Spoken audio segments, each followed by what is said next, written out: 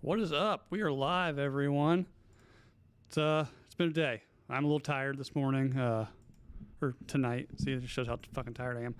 My 7-year-old decided to wake up about 14 times during the night, to the point where every time I'd put him back in his bed, I'd lay there like paranoid that he's going to get back up again and couldn't go to sleep. So I've been up since like 4 o'clock this morning. So Have another 10-month-old. See how that feels. Yeah, fucked. Yeah, mine. I've got a 7-year-old, and then my youngest is going to turn 4 on Sunday, and I'm glad to be out of some of those some of those baby problems. But man, even when they get older, it's just new. Either replaces some problems with new ones. But it does potty training. Once they're potty trained, then it gets far easier as a parent. But yeah, so I had to like go all Flow Rida and have a couple Celsiuses like before coming on. Now I even got vodka Celsius. So I don't know if that's gonna make things better or worse, but we're gonna figure it out.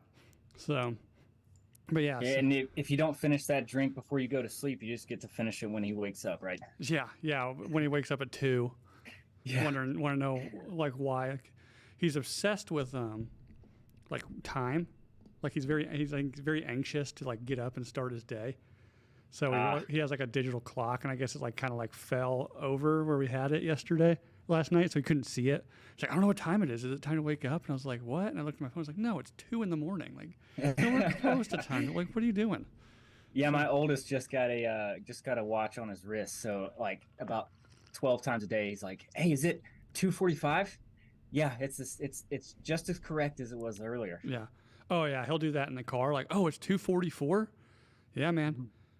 Then like comes like, how all of a sudden is it now 2:47? I was like, because you weren't staring at the clock. Like it goes more quicker when you're not staring at it, bro. So Turns out that's how time works. yeah, I didn't think about that. I just get him a watch. Get him a cool G-Shock or something. It's like the size of his hand. Yeah, unfortunately, he has a digital watch. I should have started him out with an analog watch. Yeah. Yeah, he doesn't quite understand analog yet. He'll like look at our clock in our bedroom and be like, what time is? I thought it was 7, but that shows it's like midnight. Or like, no, like little hands, big hands. But yeah, man. So yeah, thanks for coming on, dude. Joined tonight by Colby Davis, the owner of American-owned Apparel. What's going on, dude?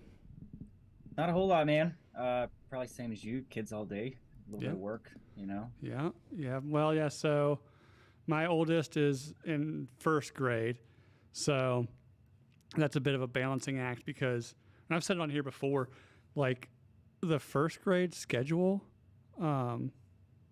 is fucking weird. Like, or like the elementary school, like I guess I don't think people work because his school starts at like like 8:45 and then lets out at like 3:40.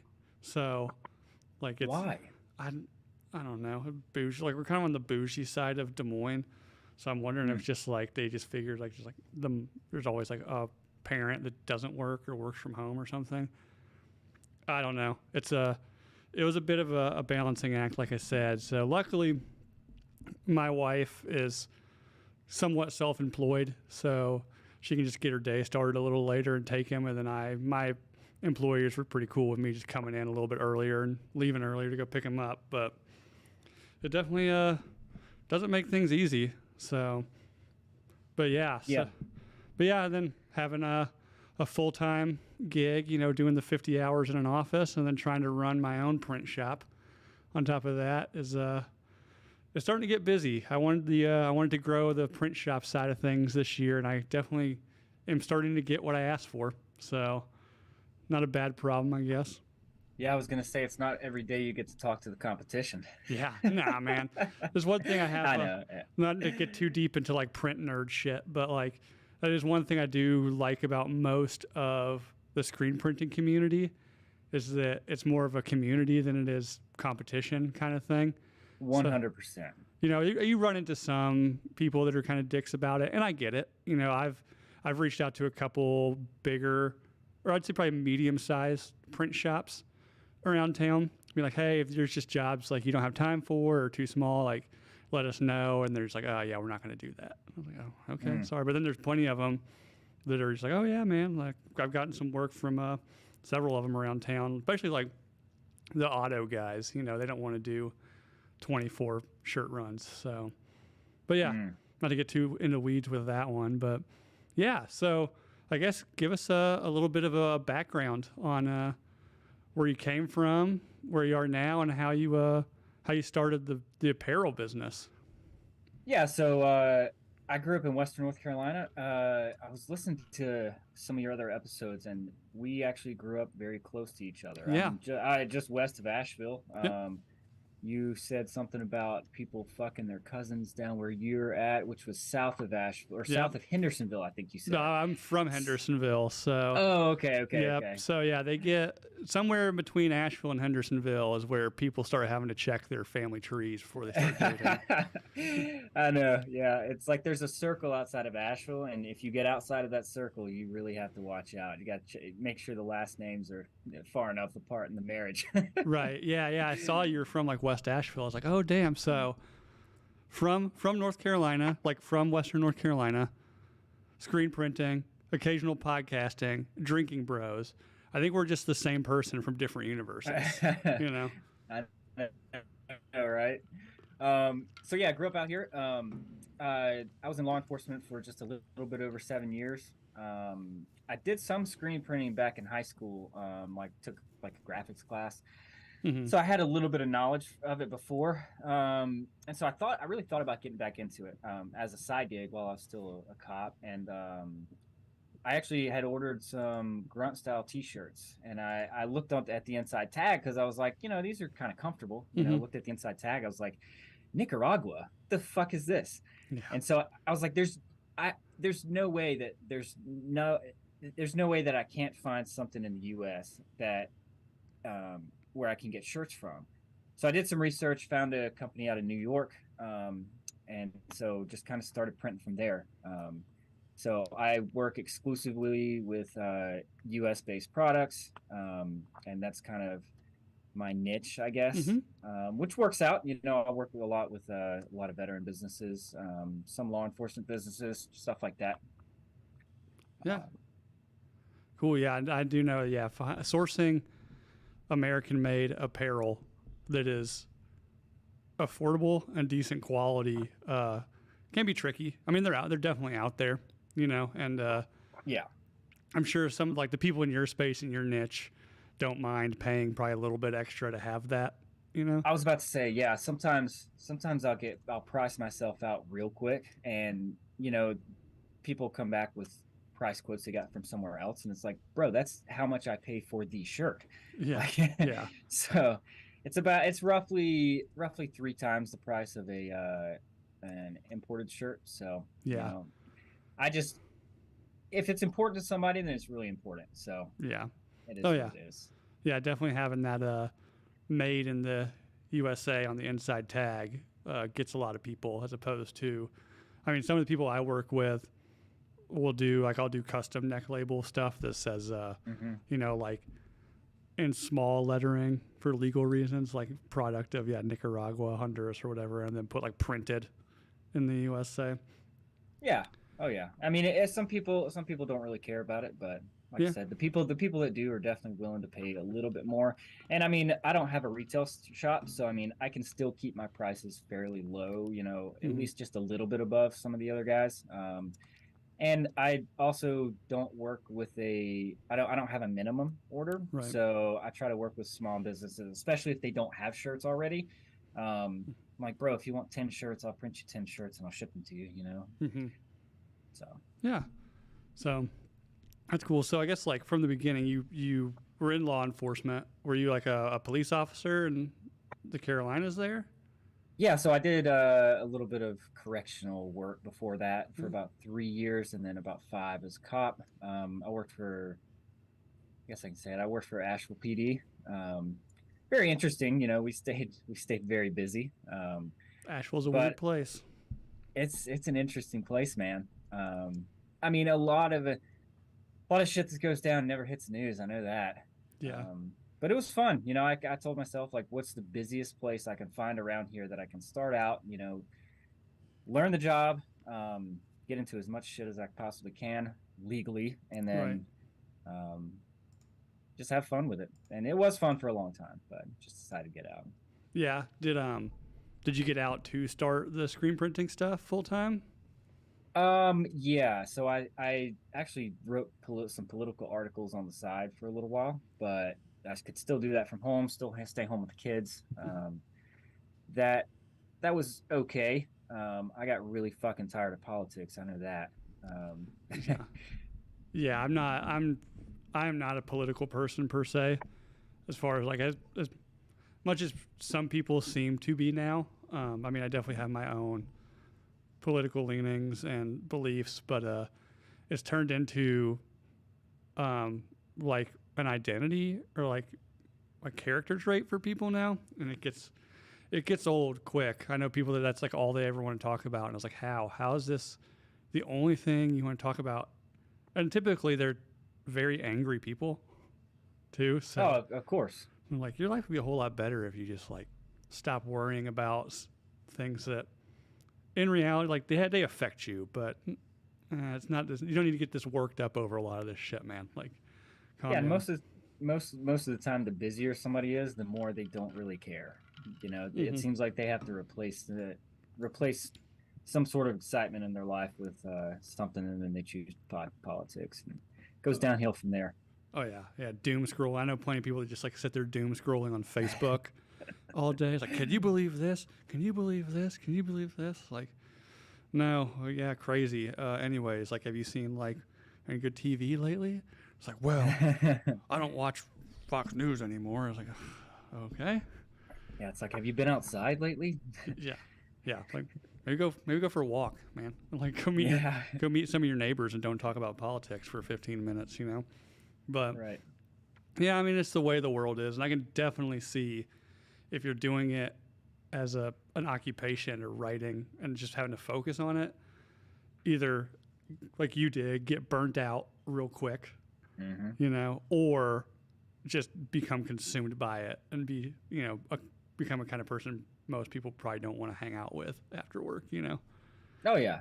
I mean, So, you kind of ostracize so many people from your life, even like reasonable human beings, if you are super one side or the other, and then you start to have no empathy and no understanding for how anybody else thinks. And hmm. Oh yeah, yeah. I've worked with plenty of people that were very one way and just despised anybody that didn't think the exact same way they did. And I was like, you're gonna have a really hard time like making friends or just making it in life with that kind of attitude, you know. But it is what it is, man. So yeah, so being a police officer in Asheville, I'm guessing what was this probably like, I don't know how old you are. I'm guessing you're somewhere around the same age as me. Like what, early 30s? 32. 32, Yeah. yeah. So yeah, it would have been what, early 2000s when before it got super crazy out there. So I started in 2016 Okay. after post election 2016. Right. So it really wasn't that bad whenever I first started. You could pretty well go out and do whatever you wanted to, pull over cars, whatever. Um, and it just kind of started turning. You could feel it. Then people started getting in trouble for stupid shit. Like I say stupid shit, like wearing the wrong color gloves to search people, and they would get in trouble for it. Yeah, I know. Kind of fucking ridiculous. I wouldn't even know there is a right color of glove to search me with, you know, Yeah, let I alone don't like care. those aren't the searching gloves. It's like, what are you doing with those? You know? Yeah, I don't give a shit if it's purple as long as I'm not gonna get stuck by a fucking needle. Right. Yeah. Um, so yeah, like I said, you could just feel it kind of shifting a little bit. Then we had an officer get charged with assault, and um, that really started to kind of turn things. He got found not guilty, and then I just decided to get out. It's like it's not worth the legal trouble, Hmm. I mean, getting shot at or whatever. That was never really my huge concern. It was more, am I going to get put in jail for something I didn't do? Right. Um, and then especially like the pandemic type shit, like that really frustrated me. Um, so many fucking calls. Like even the people, we would get calls about people not wearing masks, and they said, specifically they were like, well, they said they had a medical exemption. It's like, okay, do you want to get sued? Because Right. I mean, I can't ask them what their medical exemption is. Right. You can't either, because and if you don't let them in your store, you're also discriminating. So you're gonna get sued if you keep doing this. I'm not gonna help you here. You may have called, but I'm not on your side on this one. I'm Right. sorry, but Yeah. so And some of that stuff got a little crazy. yeah, and to give kind of people a backstory that don't really know, Asheville is I guess a medium-sized city. I don't really know the population of it, but it's an okay-sized city in western North Carolina. And since I can remember, so like high school days, it was kind of like touted as like the San Francisco of the mountains. Like it's very I don't want to, back then I want to say it was very liberal because that wasn't really a word that got tossed around a lot back then. But it was very that way. It's very what you would think a large West Coast city would be like. You know, there's a lot of liberal policies, a lot of artsy thinking people that live there. Very beautiful city and cool, but it has been, it's kind of that way to put that in perspective with people that in a state that runs fairly reddish for the most part, it's kind of a big bright blue dot right on the west side of it. Yeah, I mean, even a lot of the county does, and especially as soon as you leave the county, it's pretty red as well. Mm-hmm. Oh yeah, I mean once you get out of it's Buncombe County, right? Is that what Asheville is? Oh yeah, yeah. yeah. I mean then you're. Yeah, I mean this is the area where Madison Cawthorn won this area. So I mean, if that tells you anything about the area versus the city, so right, yeah. Yeah, my friend. I had a friend that like loved him for some reason, but I didn't know anything about him other than he was like young and in a wheelchair. And then turns out there's some crazy shit about him. I guess I don't know. Once again, I hardly pay attention to anything. Like whatever they happen to bring up occasionally on Drinking Bros, like I'll hear. But even then, like I'm so kind of just outside of political stuff that like even when they start talking about it, I kind of tune out, a bit and just wait for somebody to start laughing about something. But yeah, so yeah, because once you get out of Asheville, I mean, you talk about like get into like Madison County, then you're talking about again like exactly what you'd think would be living in the mountains of North Carolina, Absolutely. So yeah, but yeah, so and we used to like call. My brother went to school at UNC Asheville like in the early 2000s, and I'd go hang out with him and be like, there's some kid like in a North Face sleeping bag and an iPhone and a Mac. It's like sleeping on a bench, like a bus stop bench. He's like, yeah, it's just like the trust fund homeless, they called him then. It was like, oh God, yeah. It was like, it was just cool. Like it was just cool to be like this kind of bohemian. I guess that's the word for it back then anyway. It's like this bohemian city where like people just did kind of weird shit like that. And then you also have like Warren Wilson College, which is essentially like communist community. So, but yeah, it's the mountains re-education camp. yeah. Did you ever get any calls out there? No, I mean that's in another. It's technically another city. Oh, okay. But yeah, no, the fucking trust fund homeless. That's a real thing because we would run into so many people that you would try to figure out where they stay, obviously, but it's like, where did you come from? Oh, like Maine, and oh, your family lives up there. Okay, and so you don't want to live with your family. You'd rather foam at the mouth in the trees in the middle of I-40 right here. Like that's the better option. Okay, just you're either going to the hospital or going to jail because you're obviously not well. So right. You can make that decision for yourself, but Maine is probably the better option. Go back to your family. Yeah. And they would prefer to live that way. And I don't understand it. I mean, I think a lot of times their family just got tired of their shit, honestly. But probably. And then they hear like, oh, you hear like what people are doing in Asheville? Like you just like go live the free life out on the streets, and like they let you do that. And you're like, yeah, I can't remember like how many times like you'd be at was it Belshare downtown, and there'd be like guys in their 20s like dreadlocks again, like panhandling but talking on an iPhone while they're like panhandling for money, and then like you wouldn't give them money and they just start calling you like a piece of shit or something. It's like, I'm just trying to live. I was like, well then like even when I was like 16 walking around, I was like, well, then go get a job, man. Like, this isn't a complicated way of life here. Right. They don't even do bail share anymore, which is, I mean, it's probably a good thing, but I mean, it was still kind of fun while it lasted. I did back when I was pretty young, I did give one homeless guy money. He had a sign and it says, "Need money for weed." I was Yeah. like, okay, here's $10, and I appreciate you being honest with me. Yeah. That's, you're obviously not a veteran because you're like 17 years old, but Right. go get you some weed. Yeah. Yeah. As long as you're being honest, like, you see ones like, yeah, it's for beer. I was like, okay. Yeah, absolutely. Here, dude. I'll buy you beer. I've done that in the past too. It's like, here's a couple beers, bro. Oh yeah. What's really insulting though is I was leaving. It was one of the last times I was in Asheville. Me and my wife were leaving Tupelo Honey, which is kind of a nice breakfast spot kind of thing.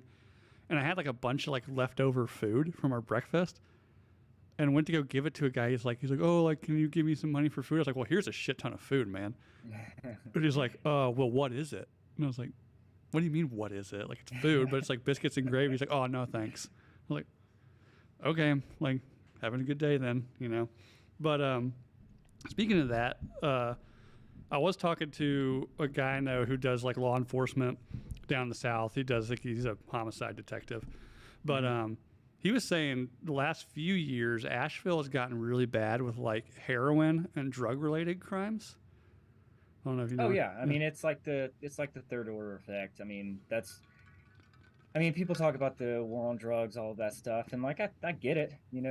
Should you be able to do what you want to? Probably, but the main reason that we would do it is just because of the fucking violence, man. Like, you get into a neighborhood and you got 3 people hit with stray bullets because somebody's selling weed. It's like you can either show up to the scene after, or you can try to stop that guy from selling weed. Mm-hmm. And I mean it's unfortunate because I mean weed is very similar to alcohol in my opinion, but at the same time, then you get meth heads and heroin addicts that'll go rob people's houses and shit like that. I mean, so it definitely got to be really bad, and I mean it's still bad. I mean, especially with a lowered police force. I think they've had like, I mean, it's not a huge department. I think they had like 200. Whenever I was there, 225 sworn employees, and then I think they had like 70 people leave.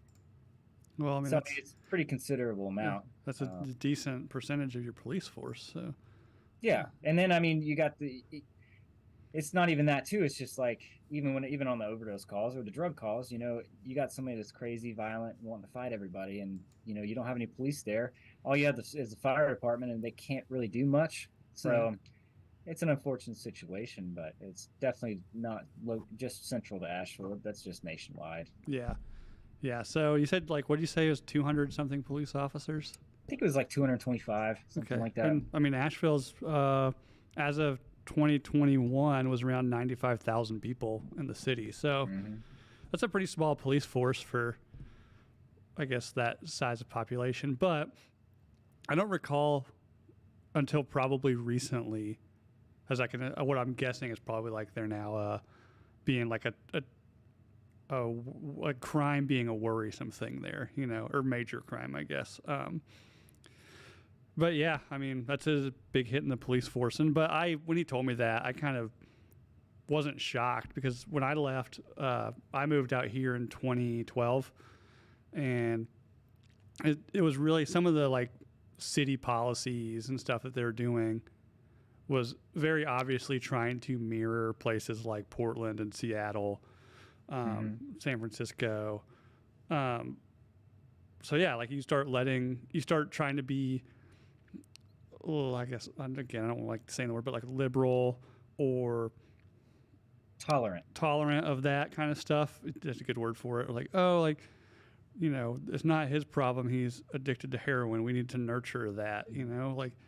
You start, I was like, yeah, I could see it turning into just like those cities. I mean, for a while, Starbucks in like Portland was putting like needle receptacles in their bathrooms and like their needles or drug use safe facilities. And I think that ended real quick because they started getting robbed and shit all the time. But Are you Yeah. talking about where they can go in? They'll test the drugs for you, and then you No, can there shoot was them up in I front of think the there was like nurses?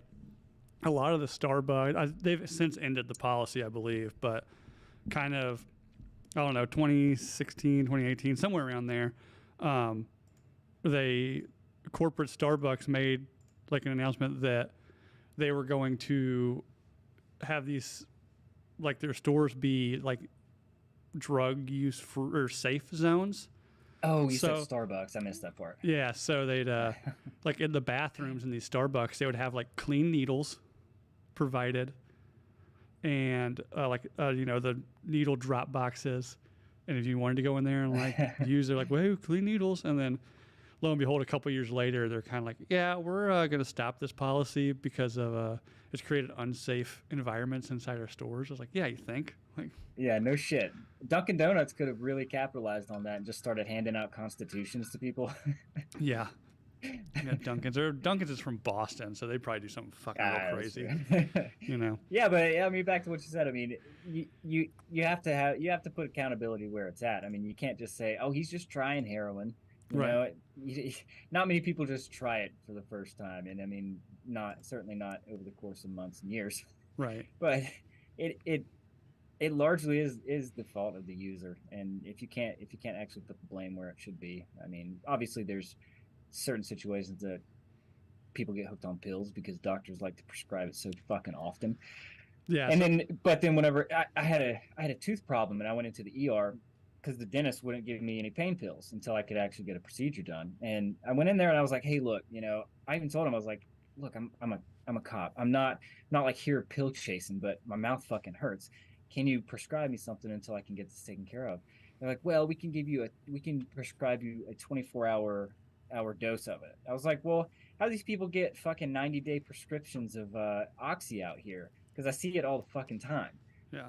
But you're going to give me 24-hour prescription for it? It seems kind of fucked up to me." Oh yeah. Yeah, and that was like high school years. That was kind of when the pill shit really started. I remember being in high school and a bunch of friends be like, "Oh, like you tried to like Oxycontins and stuff," and it was just so easy to get them. I mean, I had a pretty major surgery when I was 15. I had my like whole chest reconstructed. Mm-hmm. Um, but so they gave me like a 15-year-old. They're giving me OxyContin, which when like all your ribs are broken and shit, like you kind of need it. It sucked. Oh yeah. Luckily for me, like I had friends, that were talking about like, "Oh man, you should like take that and play fucking Xbox. It's fucking crazy." So it was like one day, like I didn't need one, but I was just like, "Okay, I'm gonna try this." Like no sooner had I swallowed it, like I'm in the bathroom puking my guts out. Like it just upset my stomach. And when you're like violently throwing up, recovering from having most of your ribs broken and reset, it's not a fun experience. So like after that, I was kind of like, man, fuck this. But like I said, since then, I mean, it was by the time that was my freshman year. By the time I graduated high school, like most of the people I was hanging out with, a couple years before that, I didn't really hang out with because all they would do is just like sit in a basement and like crush up pills and snort them, or like were in jail for robbing people, like trying to get money for pills. And then, I mean, to this day, I think I've probably had 3 or 4 friends die of overdoses from pills. The latest one being fentanyl, which was crazy. But I think they think he thought he was buying OxyContin, but it was just pressed fentanyl. Because like the way they found him, like they said, like he maybe had about 30 seconds between like, oh shit, something's wrong, and then just like die. Like he like tried to get. They think he was trying to get some water from his sink because they like found him just like slumped over in his sink. So, but yeah, I mean it's the pill thing. I think is. I mean, it's probably still a problem. You don't really hear much about it anymore, probably because it's not like a political clickbaity issue right now. But yeah, I mean, the medical industry just had doctors like writing scripts for all this shit for years, and then now they're trying to take it back, and it's a little too late to put the lid on the jar, Oh yeah. Fucking Yeah. crazy. But yeah, so being a cop in Asheville, do you have any like just funny stories or like wild shit? Um. I mean, yeah. I mean, there's some funny stories.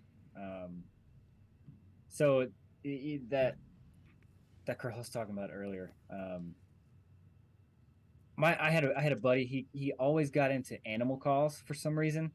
So he got on the page of the newspaper for like saving some cats out of a drain and like whatever.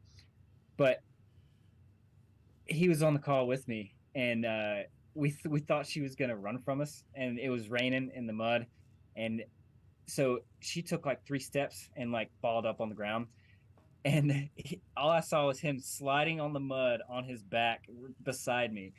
And so I was dying laughing, and he was laughing, and the girl thought I was laughing at her, but I was like, no, I'm not laughing at you. You know, he just slid on his butt. That's probably a milder story I would be comfortable sharing Right. on a public podcast. Yeah, fair. I mean, it was fun. It was probably more funny at the time than it is now. Yeah. I'd have to really think and talk myself through some of the stories before I share them. Yeah, maybe write a book, you know. Maybe memoirs. write a book, yeah. You know.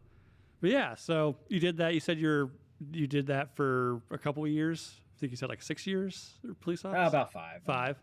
Cool. And then obviously you kind of mentioned the climate of being a police officer lately is probably what kind of made you look for a new option for a career, correct?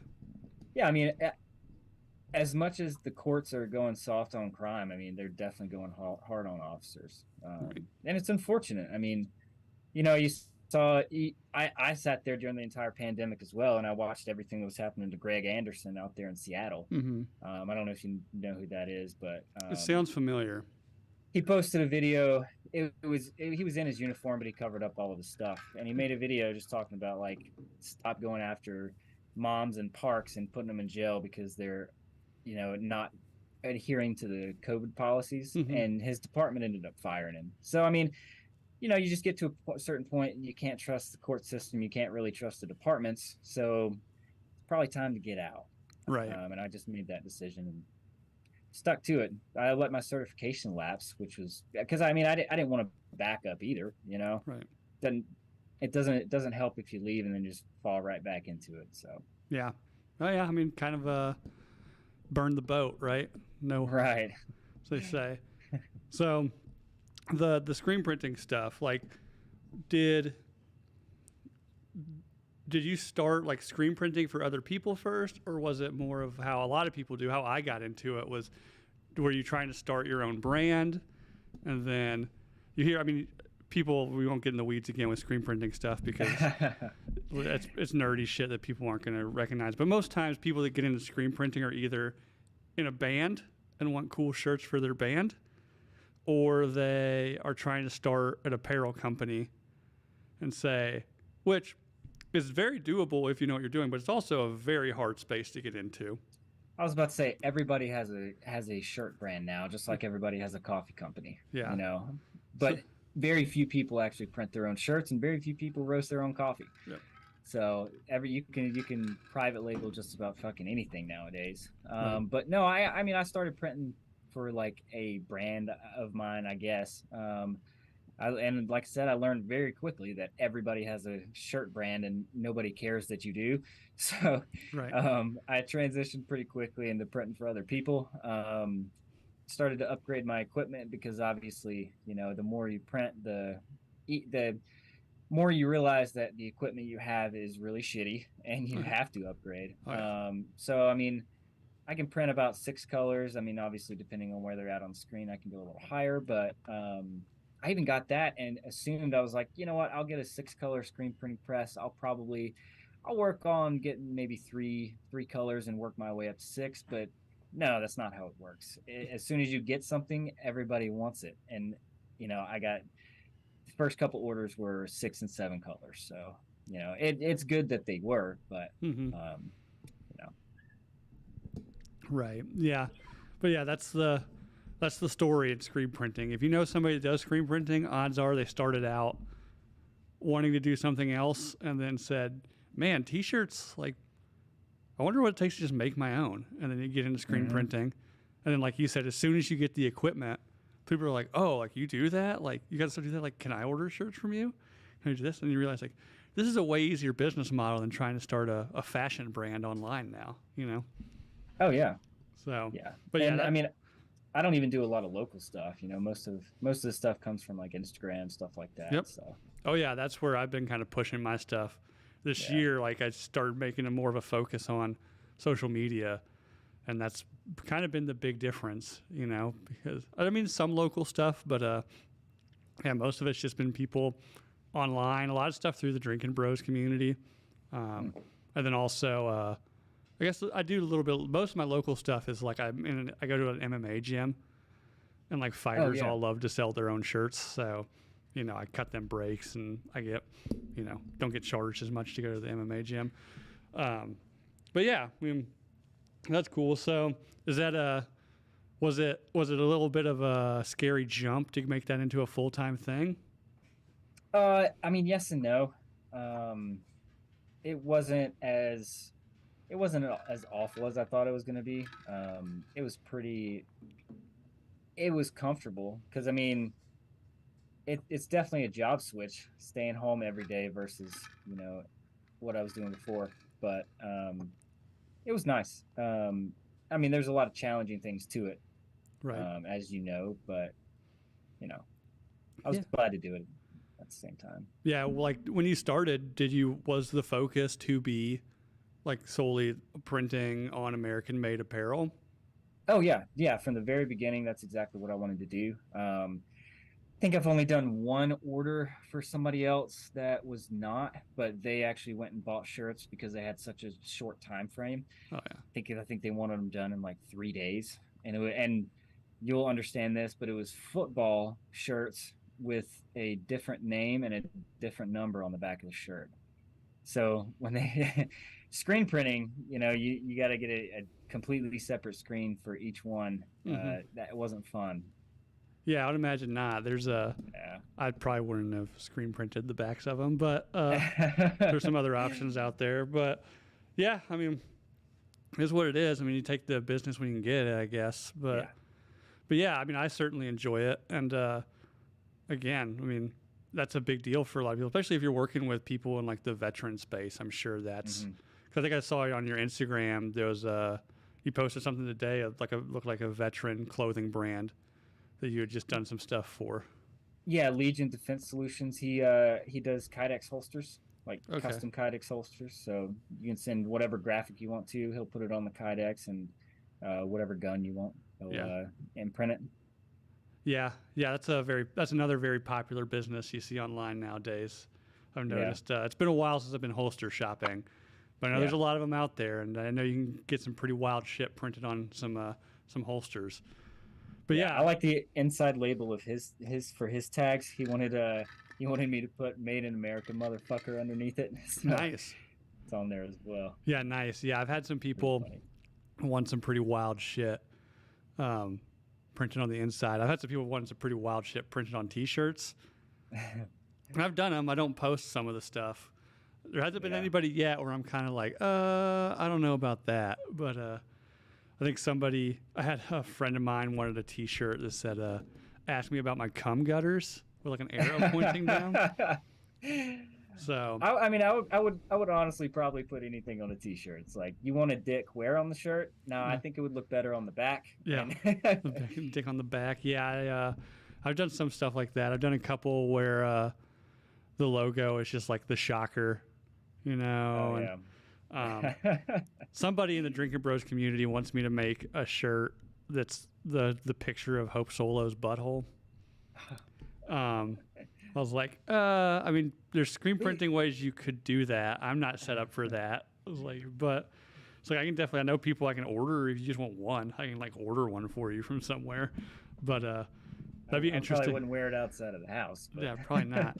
Probably not. I made some I made a handful of Pathway to Panel T-shirts, and the people the people that bought them were like, "Oh, I love this." It's like, but my wife won't. Like every time I try to leave the house in it, she's like, "You can't wear that out." I don't know why. I mean, people actually, if you look at the shirt, the design, you really have to like stop and read it. It looks like a metal band T-shirt. It's like it's like the metal lettering, which typically is just hard to read anyways. So you kind of got to like go into that. But But yeah, man, it seems like you're doing successful, which is great, and definitely, like you said, being able to do that and stay within the U.S. made space is pretty impressive. Because, like you were saying at the beginning of this, like that stuff is not cheap. I mean, Right. it's definitely a niche, and if you find somebody that wants that, like that's fantastic. I would definitely advocate for it. It's just, man, when people probably get a lot of sticker shock when they see it, but that's why a lot of people like I know way back when like Evan Hafer from Black Rifle was talking about how they used to get a bunch of shit for not having like their like insulated coffee tumblers be made in the U.S. And Well, it's just yeah, it's stuff like that that you really can't find. You really can't find much of it, and if you find it, then you're gonna pay a bunch. And I don't, I've never really used one or seen one, so I don't even know if it's good quality or not. yeah, I mean, so the more specific you get on an item, I mean, really is realistically, the more you're gonna pay because. I mean, sometimes it's hard for the companies to even sell them, so then they have to raise the prices. oh On yeah, I would demand. assume something like Yeah. that. Like overseas has just such the market on it that there's Hmm. probably no companies making them in the U.S. at scale, just because there's no point in building the infrastructure to make those things when like what Evan was saying on there is like, oh yeah, like if you want an American sourced insulated coffee tumbler, it's going to cost you like $300 because we're going to have them custom made by somebody. Like we're going to have like Right. like molds made and have these things like forged out of the stuff. He's like, unfortunately, like it's just not something we can do. So I do think apparel. It seems like it's building a little bit more steam. The apparel stuff, at least from what I've seen, talking to some like bigger screen printing shops, is that some of the imported fabric stuff, that even from like the big companies, is the quality starting to decrease a lot. So you're looking at having stuff cut and sewn, in the U.S. And I guess the more demand there is, you're going to have more options. I know like Jocko Willink, doesn't he have I was about like to say like that. Yeah. jeans or something that Yeah. are like Yeah. made like even like everything like the cotton is from the U.S. and they Yeah. like they Origin. yeah. Yeah. I've been wanting to buy them, but again, they are pricey, and I am terrible like with just fucking jeans up immediately. I So, know I think it's the father thing, dude. Because I don't ever wear a nice shirt. Like 90% of the time, you're gonna see me in a shirt that I printed, yeah. and it's probably gonna have ink stains somewhere on it Yep. because Oh yeah. I mean, It was a fuck up. That's what a yeah, lot of my I stuff is like. It's like, oh man, like I fucked this one up, yeah, but not dude, enough to that's the where I same won't way. wear it. But like I can't send it to somebody like this. I Yeah. mean, I printed this for a company, and the blue, somehow the screen came down weird, and the blue kind of smeared a little bit into the white, and you know, anybody that does, I mean, it's not even a screen printing thing. Anybody that's making something, like you're going to be your biggest critic. You're going to be a Mhm. perfectionist about it. If you're not, then I mean, I don't know. Good luck with your business, um, but yeah, I saw that. I was like, man, like I can't send this one. And plus, fucking up a hoodie is not a fun experience because hoodies God, aren't cheap. dude. Especially, I know. don't even know what you're paying for hoodies. It frightens me. But yeah, Almost so like $23 wholesale. yeah, oh yeah. So yeah, So you one fuck up on that, you're like, can this be fixed? yeah. No. Fuck. Well, I guess I just got like hope you're just hoping you fucked up one that's your size, right? I know. Yeah. Yeah. So that's what happened with this, and that's what most of my stuff is now. You know, and then also, I like am now just like a hoarder of just old T-shirts. Like my wife will be like cleaning dude. out the closet. I'll be like, no, don't donate those. Like I can use those. Like I'll take those down to the shop and Yeah. like Test prints. yeah, I'll tell people like, hey, if you got T-shirts like that don't fit anymore, like send them my way. So, Oh yeah. Yeah. If I fuck any up too much, then I'll just throw them to the side. It's like I'll just test print on this. One. turn them into cut them up into rags. But Oh yeah, I didn't think about that. yeah, they're fucking great for cleaning screens. But Really? oh yeah, So how do you wash those? Not to get too into the weeds about that, but does any of the ink actually get into the clothes in your washing machine or anything? Oh, I don't like.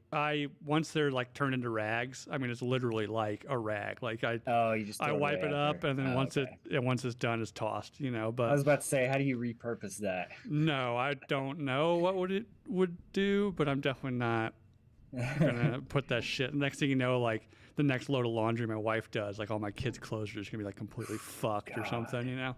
But Yeah, because that shit will not come off. oh no, yeah, and again, not to get in the weeds, I use plastisol ink, and it spreads like fucking AIDS. Like Yeah. one spot on your finger, next thing you know, it's on everything you fucking own. Yeah, But I have a pair of Vans that I dropped one of the squeegees. Luckily, it was a short one, but I dropped it. It fell straight on the top of my shoe, so I have a permanent blue streak on there. oh yeah, So, yeah. But whatever. anyways, but yeah, dude, it's awesome. And if anybody's out there, looking for stuff to be printed and American made, like definitely, hit Colby up. I mean, that's a very admirable niche to get into because, like I said, it's not the norm for sure, So Yeah, and I mean, for customer orders, it's not too bad for me because I mean, they pay for it and I pay for the shirts, but printing my own shirts, that's where I figured out real quick. It's like, oh, I can only get 2 shirts per size because it's going to be oh yeah, $700 for this order that I yeah, pay for these shirts. oh So yeah, yep, trying to build up an inventory slow. I mean, right behind me you can see yeah, most of those are just blank shirts that I've kind yeah. of tried to build up over time. And Yeah, because we haven't really touched on that a whole lot, but on top of printing for other customers, like you have your own stuff, right? Like the American-owned apparel, like Right. you do your own designs and shirt stuff. Yeah, so I'm the only employee, so Keeps overhead um, down. it does keep overhead down. And I teamed up with a country music guy. His name's Ryan Joyce, and so he plays music. We put on a couple events every year. June 3rd we'll be in Mooresville, and then the week after, June 10th, we'll be in Melbourne, Florida. So he does the music, I print his merch, and I have a table, tent, and all that set up. So it's actually a pretty good combination. Yeah. Out of anybody I've ever worked with, I trust him a lot more than anybody I could even think of. We work real well together. We were working on some flyers and shit like that today. So we actually put the events together. So it's not even like we have a company coming in and, setting all the stuff up. We do it from the sound stage to obviously the music, the shirts, koozies, like banners, like all of it. So we are looking for some sponsors for that. So anybody that wants to sponsor it is welcome to hit me up as well, depending on if you're close by. Right. It would obviously be more beneficial if you could come to it, but Right. It's pretty cool. It gives us a lot of creative control, and this is the second year we're doing it at this location, so we can actually build on top of it year over year. We had about 325 people come out. We would love to break that by, whatever, 200, add 200 more people on it. But the night we did that, the bar broke a record for their sales from all time. So there you go. That's the accomplishment. Yeah. So it was pretty cool, Yeah, awesome. So yeah, like again, it's American-owned apparel. All after this is over, I'll go in and put like all your hash or your ats and shit for social media on there and your website, so people can go find you. One thing outside of the print nerd shit, which I'm sure I've probably a bunch of people have turned this off by now. Which I've considered starting another podcast about screen printing stuff because it is a really cool community of people. That would be really cool though. Yeah. Just specifically for clothing brands. I didn't even think about that because I don't get to talk to people about it. So yeah. Oh yeah. Typically when you do, they just glass over like, huh? Okay. Yeah. It's like, oh, cool. Like you just like, I know people are just like, wait, so you don't just like put a shirt in like a printer? And it's like, no, there is that. Let me do. I can tell you about that because they make those machines as well. But it's all inkjet. You guys just don't know about it. Yeah. It's literally like I have an Epson in the corner that just like loaded. That's another thing I could fucking talk all day about is just inkjet printing ink. God damn, dude, it's so fucking expensive. Oh yeah. Again, screen printing problems. But anyway, one kind of funny subject that I saw online today that I thought was intriguing was I guess the internet is all abuzz that Blockbuster might be making a comeback. Retail or I don't know. streaming? Apparently, that's what I'm not sure because all it was because like I looked into it. Blockbuster. I mean, anybody that's listening to this probably knows of Blockbuster.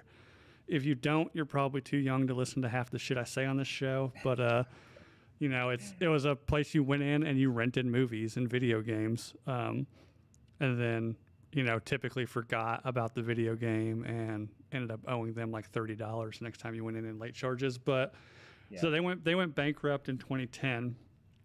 After in 2000, Netflix approached them to buy them out. Like, we will sell the company to you for like $50 million. And Blockbuster said, no, like what you're doing. This is when I think they were still doing the mail, like they'll mail a DVD to your house, you know, and you like mail it back before streaming was even a thing.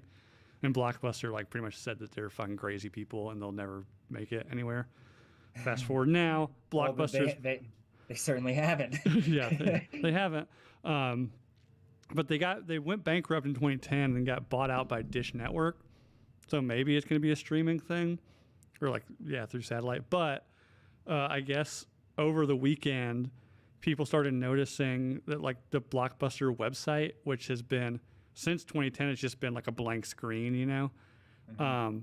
Now has a parking page that says we are working on rewinding your movie. So like people are just going nuts about it. And I don't know, like, is it going to be a brick and mortar?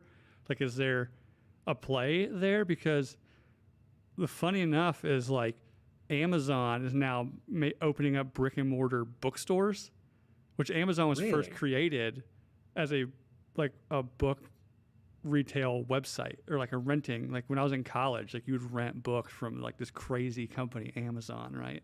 Instead of buying a textbook, like you can rent it for the semester for like $40 or something, you know? And now they've come full circle and are opening what they sought out to destroy, you know? I actually got pissed off whenever Amazon stopped selling books. Because, I mean, you could get them for super cheap. Yeah. You know, if you found a book you wanted to read, you could go on there and instead of going to fucking Barnes & Noble and spending $25 on it, you could buy it for $4. Right. And then it magically disappeared, and now you can get everything on Amazon. But, dude, that would be super interesting.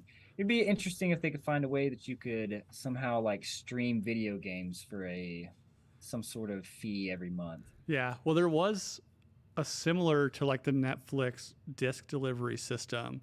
I think it's called, like, GameFly or something, where you could do that. Yeah, I remember something like that. I haven't really ever been into video games, but yeah, I don't know how if they're doing a brick and mortar because they think it's going to like be a nostalgia play would be interesting. But I mean, I kind of wonder with streaming and like anything like I still buy movies, but it's like digital downloaded. You know, like how many people even own Blu-ray players now? I was about to say, do they even sell like DVD players anymore? I don't know, probably not DVD players. I'm sure they do Blu-ray because I mean, they still put movies out on Blu-ray, but I don't know if that market is big because it used to be like everybody had like a VCR, right? Like it's just you had one and you go to fucking Blockbuster and get a movie for the weekend. But so another move they could make is if they started opening up movie theaters. That would be pretty interesting. Could be. Like small movie theaters or something. It'd be weird, you know. But yeah, I just saw that and thought that was pretty interesting because I've definitely spent a lot of time in Blockbusters in my youth and definitely racked up a lot of overage charges on shit, you know. So the only way that they're going to survive is to find out who owed whenever they went bankrupt and just back payment negative balance is going to be somebody at Dish some like nerd at Dish Network that handles like the Blockbuster account that doesn't exist like got bored one day and found like some legal loophole. We're like, oh, we actually could still find all these people that owe us money and they legally have to pay us for it. Overnight $60 billion evaluation. Like Blockbuster just became a Fortune 100 company overnight now. It's not. Yeah, it's not even it's not even a video game company anymore. It just turned into a deck collection agency. Right. They opened up for a month and all of them fucking retired. Yeah. Again, it's like, oh, Blockbuster's back, but no movies. We're a debt collection agency, and you owe us this, and we'll settle. You know. It's like the extended warranty calls. Yeah. Blockbuster. But cool, dude. This is an awesome conversation. You know, we definitely got in the weeds on screen printing shit, but it's cool. And for people out there, like, definitely go, you know, on YouTube and look up screen printing. It's a pretty cool process if you've never seen it. It will definitely get you into. It will get you some information on how your shirts get printed and why it takes a little bit of time. Yeah, and why it costs the way. Like, you want something with like 10 colors on it. You know, there's a reason why it costs as much as it does. You know, and but yeah, it's definitely a pretty cool process. I mean, I don't know if you've ever looked into the history of it, but like it's a hundreds and hundreds of year old process, but which is why a lot of people still call it silk screening. But yeah, dude, again, like, thanks a lot for coming on. Let people know where they can find you. American Owned Apparel on Instagram, Facebook, and AmericanOwnedApparel.com. Nice. So like if they want to reach out to you for getting some stuff printed, you know, like just hit you up on any of those platforms? Yeah, Instagram or Facebook. Probably prefer Instagram. But I have a form on the website you can also fill out for what you want, when you need it, what color, all that stuff. So cool. Well, awesome, man. I'll also shout out yours too, Minor League Studios. Yeah. So yeah. I'm sure everybody already follows you, but you know, I'm not going to let you shout me out without. No, you got more followers than I do, dude. I was checking that. I was, you know, looking through all your stuff today. So I have a little bit over 30,000 on TikTok though, but it has nothing to do with my business. I just changed the business name. So anyway, real quick, back when I was a cop, so I kept getting those extended warranty calls, just like I said. Oh yeah. So I was working. I was off duty like all the TikTok cops are. They never fucking work. But so I kept getting extended warranty calls, and I would fuck with them. So I answered one of the calls and filmed it, and I gave them all the information for my patrol car to see how far I could get into the call, and I put it on TikTok. So it ended up getting like 2.8 million views, you know, 300,000 likes or something like that, and I ended up getting like 30,000 followers from it. Soon after, I deleted it because I was like, I'm gonna get in trouble from the department. So I just kept the account, kept all the followers, and I put my business name on it. And, well, hey, do what you gotta do. Actually, a year and a half later, I actually got a call, and they were like, "Hey, we're calling because of your 2016 Explorer." And I was like, "You guys know I was fucking with you, right?" Yeah, do you guys run the VIN number on that? You can like see who it's like insured by? Because like, yeah. Right. Exactly. It was funny. pretty funny though. TikTok's a weird world, man. Like, I haven't figured it out. Like, I'll post things on Instagram, and they do pretty well.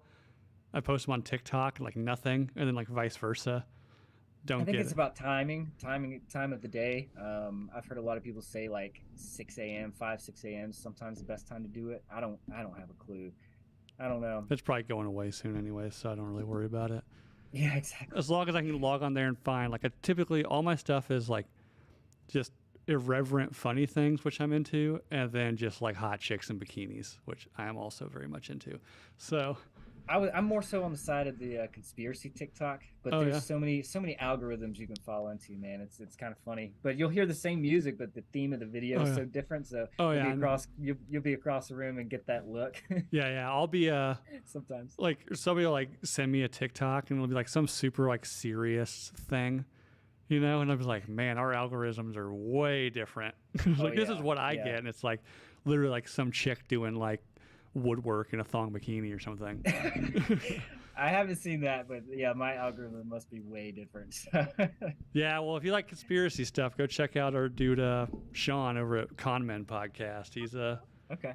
Have you listened to him at all? Conmen. You'll have to send me that information. Yeah, so Sean, he's been on the show a couple times, but he used to work for Drinking Bros. He was an editor over there, and then he started the Conmen Podcast, and he does pretty well. It's pretty good. He's you know, good enough to where he gets like, you know, talking tos from YouTube all the time about the shit he's talking about. So it's got to be pretty interesting. I'm working on an episode for him for next time I'm in Austin. That's the government conspiracy to make people think that Iowa is real. So fictional, obviously, but it should be a fun time. But That's yeah, funny, man. so again, go check you out. Definitely, American Owned Apparel. Check out Minor League Studios. And yeah, at least, I mean, the easiest thing to do that actually really helps small businesses out is just go on social media and follow, That's a huge, like, some people don't understand that, like, especially Instagram, it seems like, for e-commerce is probably the biggest platform, I think. Just, having followers really helps in a lot of these spaces, like in apparel and things like that. It kind of gives legitimacy when people go look for you if they want to go do business with you, because if you've only got, a handful of people following your stuff, it doesn't quite give as much confidence as having, a couple hundred, a couple thousand, whatever. So definitely go like his stuff on Instagram. And again, thanks for coming on, dude. It's been fun chatting. I'll let you know if I start a screen printing podcast. And yeah, so again, thanks for joining us.